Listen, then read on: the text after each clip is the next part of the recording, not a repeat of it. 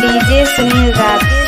परागपुर में चुम्बल चिलवरिया ले बरमाजा तू नक्का पर तू आजा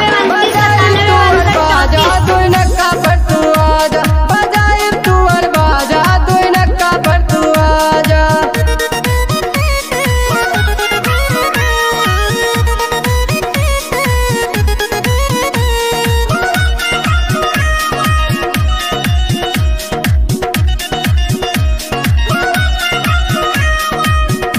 रानी बेरिया घुमाए जब भी से सरगन पुरैना मैडम तोहरा के घुमाए जब डीजे सुनील राज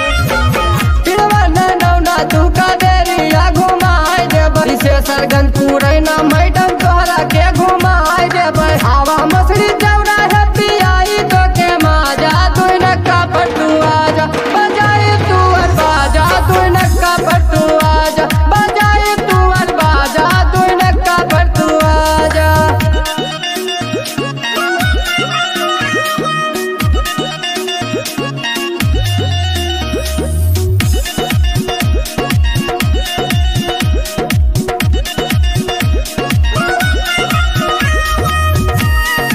डीजे मिक्सिंग के लिए संपर्क करें 91 29 97 34। ककरा सरवा दे तू का कहीं नहीं घुमाए देबै कुतौर मुहन्ना तू का डेरा वाटराए देबै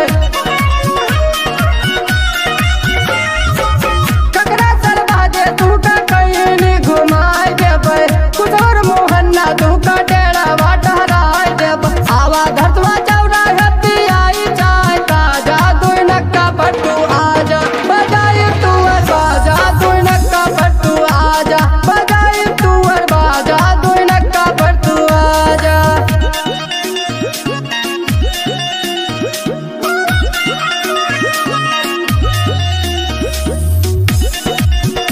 डीजे सुनील राज कहाँ घर है 91 29 97 34।